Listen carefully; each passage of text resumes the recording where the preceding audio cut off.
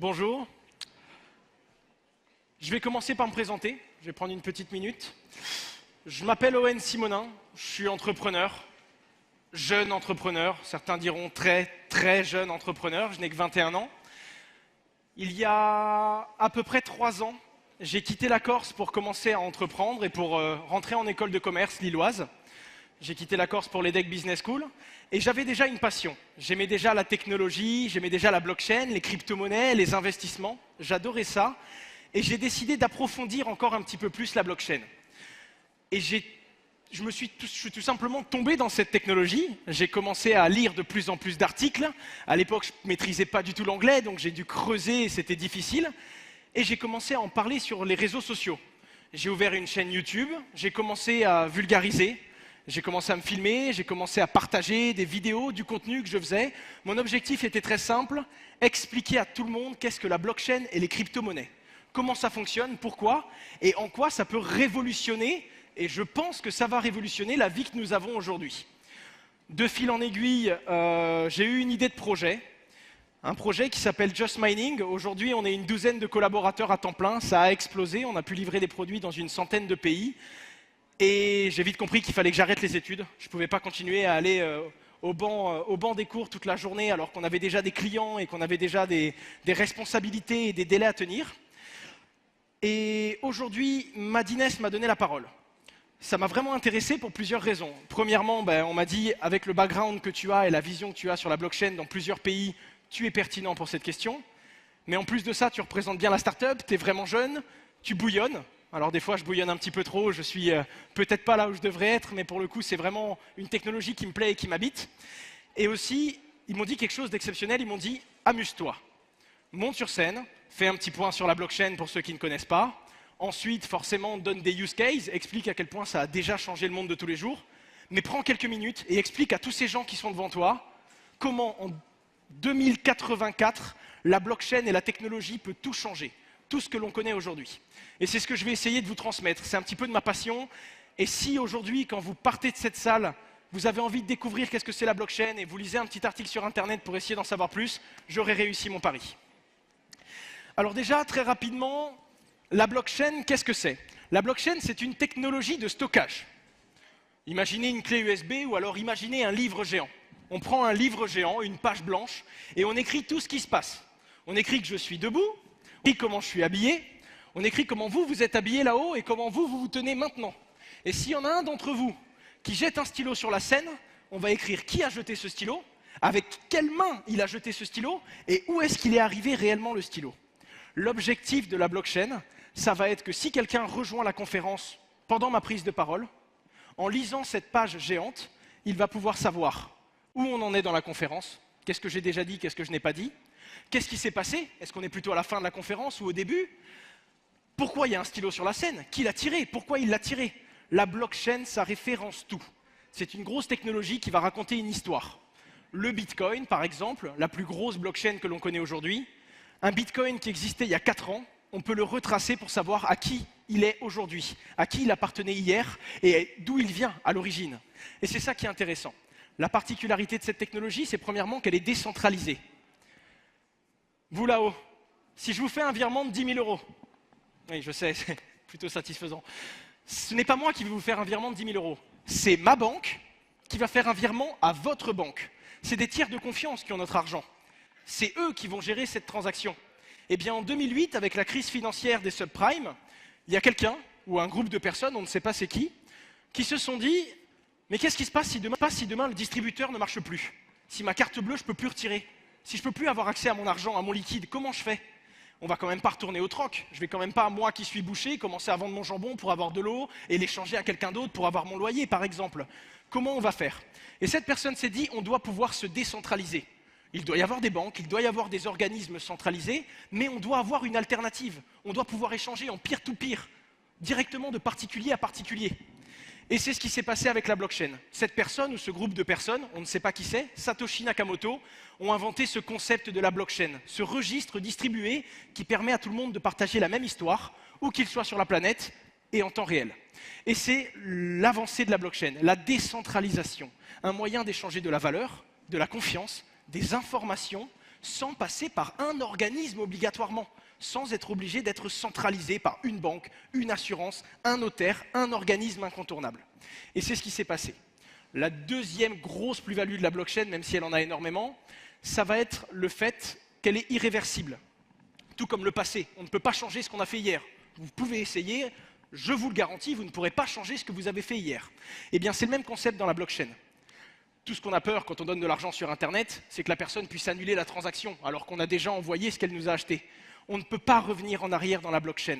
C'est comme la vie, en fait. On ne peut pas revenir sur ce que l'on a fait. C'est exactement la même façon, les actions sont irréversibles. À chaque fois qu'on écrit une ligne dans ce livre, vous allez tous vérifier que ce que j'ai écrit, c'est vrai, et on va tous la signer, la ligne. Ce qui fait que demain, vous ne pourrez pas venir et dire non, il ne s'est pas passé ça hier. Parce que quand c'est arrivé, vous aviez signé et vous étiez d'accord. On ne peut donc pas revenir en arrière. Ça, c'est la technologie de la blockchain. Je vais vous donner quelques use cases parce que c'est une technologie qui est très complexe et je ne peux pas, et je suis désolé, en 2 minutes, vous partager tout ce qu'on peut faire et tout le potentiel de cette technologie, mais peut-être que certains exemples vont vous éclairer. Ce que vous devez comprendre, c'est que ce n'est pas un livre géant avec plein de pages. Ce sont des blocs. Les blocs sont comme les pages dans lesquelles on met toutes les transactions, on met toutes les informations au fil du temps. Et ce n'est pas un livre, mais c'est une chaîne qui relie tous les blocs les uns après les autres. Il peut y avoir un bloc toutes les 5 minutes, toutes les heures, mais quand on retrace toute cette chaîne géante de blocs, si on prend le temps de lire tout ce qui s'est passé, on connaît toute l'histoire de la blockchain et on sait tout ce qui s'est passé depuis le commencement. Donc j'ai mis cette base, j'espère que vous avez tous saisi. Je vais vous donner quelques cas pratiques et avant ça, je vais vous donner une idée pour vous donner à quel point ça peut être pertinent. Aujourd'hui, tous ceux dans cette salle qui ont un véhicule ont une assurance. Vous connaissez le business model d'une assurance. Elle réunit 100 personnes, par exemple. Tout le monde va payer 1 euro. On imagine que c'est 1 euro pour faciliter mon calcul. L'assurance récupère 100 euros. À la fin de l'année, elle regarde vous et vous qui avez fait un accident. Il y en a pour 30 000 euros de réparation. Il y en a pour 30 euros, pardon, de réparation. Dans les 100 euros qu'elle a récupérés, elle va prendre 30 euros pour couvrir les sinistres et pour aider les assurés. Et les 70 euros qui restent, elle les prend en plus-value et elle les met dans sa poche. Imaginez maintenant la même situation, mais à travers la blockchain. On imagine que la blockchain ait une valeur totalement légale et qu'elle soit acceptée, comme dans certains pays. Imaginez que vous créez un contrat blockchain avec 100 autres particuliers, 100 autres personnes comme vous, et vous vous mettez d'accord. On ne paye pas d'assurance, mais on dépose une caution de 1 euro comme si on la payait. C'est une caution, on va nous la rendre. À la fin de l'année, on fait le point sur tous les sinistres qu'il y a eu. En l'occurrence, c'était 30 euros. Et s'il y a 30 euros de sinistre, eh bien, on paye tous 1 centième. Dans le cas numéro 1, vous aviez donné 1 euro. Vous n'y avez eu que 30 euros de sinistre pour 100 euros de cotisation. L'assurance avait fait de la plus-value. Dans le cas blockchain, tout le monde avait mis 1 euro de caution. Mais à la fin de l'année, comme il n'y a eu que 30 euros de sinistre, eh bien, tout le monde a été prélevé de 30 centimes pour payer sa part des sinistres et tout le monde a été remboursé de 70 euros. En fait, ça enlève l'intermédiaire, ça enlève l'assurance qui va gérer les fonds et qui va décider où est-ce que je les redistribue.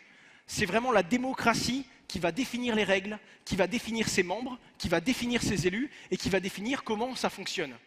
Et c'est tout plein de sphères comme ça. Il va y avoir des optimisations. Si vous regardez bien avec un peu de recul, c'est ce qu'a fait Uber. On enlève la société de taxi et on met un particulier en face d'un particulier. Moins cher, plus rapide. Airbnb, c'est de la décentralisation. Ce n'est pas sur une blockchain, on n'est pas basé sur la technologie, mais c'est exactement ce concept-là. Le concept de la décentralisation et du lien peer-to-peer, particulier au particulier. Il y a plein d'autres exemples de blockchain. Vous avez tous un téléphone? Dans ce téléphone, vous avez peut-être 100 gigas de mémoire. Mais vous utilisez peut-être que 10 gigas. Eh bien, est-ce que vous savez qu'à l'heure actuelle, avec la société Storj, vous pouvez louer l'espace de stockage que vous avez en trop? Ok, ça ne va pas vous rapporter beaucoup, mais c'est de l'espace que vous n'utilisiez pas. Pourquoi pas le louer à votre voisin, qui lui prend des photos toute la journée, son téléphone est saturé. Il va pouvoir vous louer beaucoup moins cher que s'il allait voir Amazon, Google ou encore Dropbox pour avoir de l'espace dans le cloud. Il va pouvoir vous louer votre espace à vous. Eh bien, c'est possible grâce à la blockchain Storj. Il y a énormément d'exemples. AXA, pour revenir sur les assurances. Il y a une semaine, on était au CES de Las Vegas.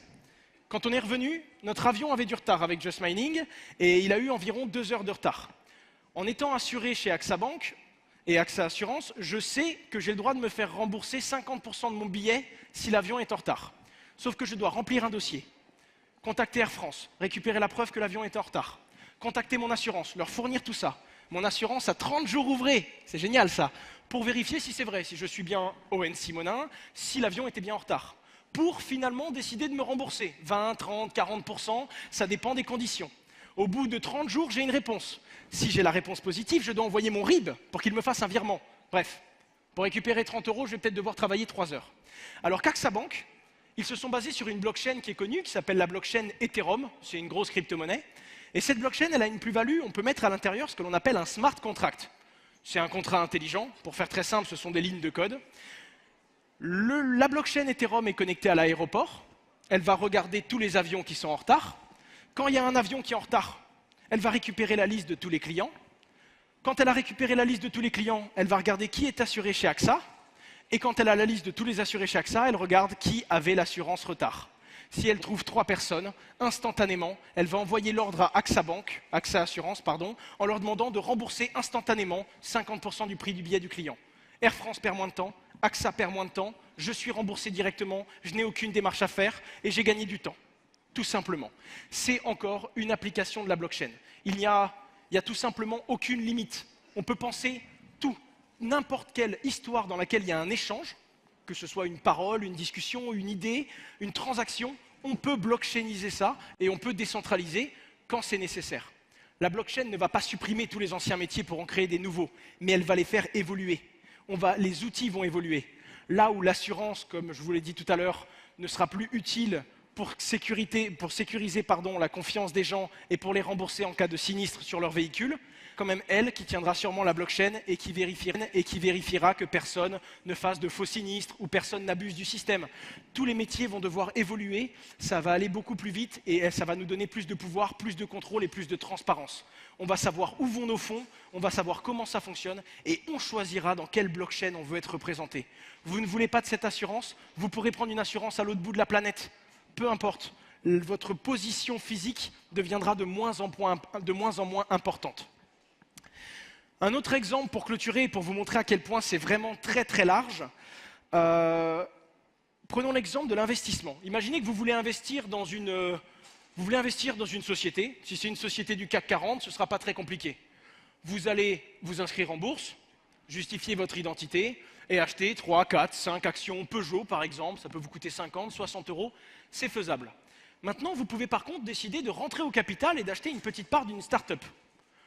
C'est faisable. Vous allez contacter la start-up, vous allez l'auditer, vous allez rencontrer les gérants, vous allez dire que vous voulez acheter X% de la société, ils vont vous proposer un prix, vous allez devoir mandater des avocats, faire un pacte d'actionnaires, vous mettre d'accord sur les objectifs, etc., etc. Et à la fin, vous pouvez parvenir à racheter un morceau d'une société. Mais si je vous disais qu'il y a plein de start-up, vous connaissez tout plein d'amis, de collègues, de partenaires qui ont un projet, si je vous disais qu'aujourd'hui c'est possible d'investir 7 €, 12 €, 15 € à droite à gauche dans des petits projets que vous aimez, eh bien encore une fois c'est une start-up française, Cryptown, qui est une start-up parisienne qui plus est, qui propose cela. Elle rachète en quelque sorte des parts d'une start-up, d'une petite société, elle va tokeniser ses parts. S'il y a par exemple 10%, on va faire 100 000 parts, 100 000 tokens. Et les gens, comme vous et moi, vont pouvoir venir acheter 7 ou 8 € d'un token, le revendre, finalement j'aime plus ces startups, je veux investir dans celle-là. Et ça va vous permettre, tout comme si vous étiez en bourse, d'acheter des tout petits morceaux de capital. Premièrement, plus de limite, on n'est plus obligé de mettre 50 000 € quand on veut rentrer au capital d'une startup. Et deuxièmement, la startup, elle va pouvoir récolter des fonds.